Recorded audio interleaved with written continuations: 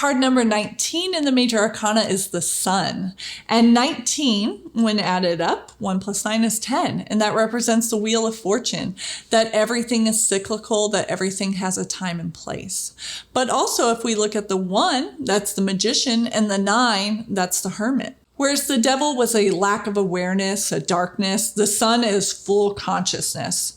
But be ready because judgment's coming up soon. The sun represents the sign of Leo, upright and in full vitality. We're talking abundance, joy, creation, just energized growth, right? Oh, an awakening, a radiance, a magnetizing kind of action. We are that new kid born of full vitality. Reverse, the sun shows a inner vulnerability of lack, not being able to see clearly and see your confidence clearly. Maybe your ego's getting in the way. Maybe there's confusion.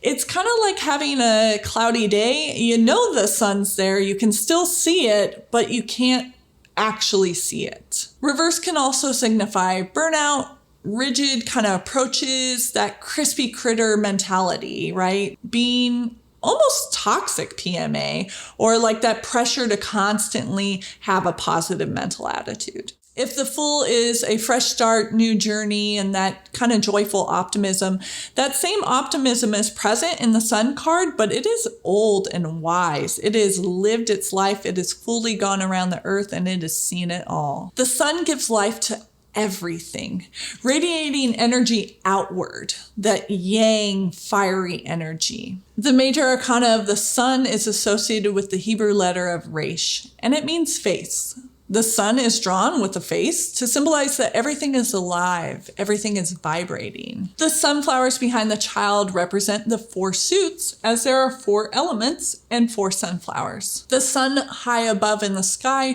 shows that the universe brings knowledge, and we discover the wisdom itself as we go around and experience things. The sun rays are straight and squiggly. The sun rays represent radiation, that feeling that you have radiating. The straight is masculine, meaning the sun, and the vibration, the wiggly ones, are feminine and represent the moon. This isn't a feel card. This is an experience card. The sun doesn't feel its way around the world. It experiences these things. The white horse represents solar energy. The child rides on it because he has a confidence of the sun. The child holds a red flag, and that is going to symbolize Mars. So an energizing libido, that sexual energy, that passion, lust for life. When you pull this card, you want to know that your past hard work will start to be fruitful. As you see the child, you think of innocence as playful exploration. Also, I'm sure it's lost on nobody that the child is very naked.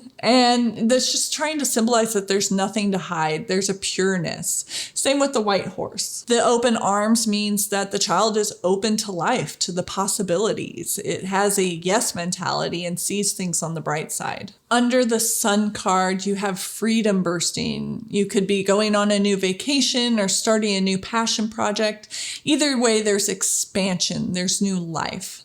That's why I chose calendula as its herbal companion. Calendula officinalis is what I call calendula. It's also referred to as pot marigold. It has this childlike wonder about it, but also an old and wise medicinal plant worked with for centuries. You can grow calendula pretty much all the time in the South, and in many cultures, this is viewed as a tonic herb. It restores vitality. It's also rich in antioxidant carotenoids. Like most bitter herbs, calendula is going to have an affinity for healing the gut and the skin.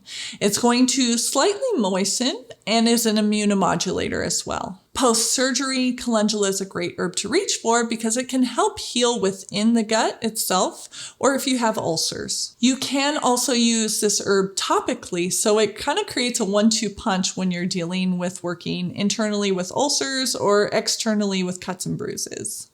It heals the skin with rashes, bruising, and also disinfects and lessens scar tissue. Calendula is a vulnerary herb, so it's going to heal the wounds as an antifungal, antimicrobial, antibacterial. It makes a wonderful diaper rash cream, baby powder, and even a steam for kids. You can infuse it in oils, in teas. You can use them fresh within salads. You can even make calendula flower essence, glycerites, yoni steams. Energetically and magically, you're going to boost that solar energy. It's very warming. Calendula is part of the ragweed family, so if you have severe allergies related to ragweed, make sure that you kind of pause and see how it resonates with your body.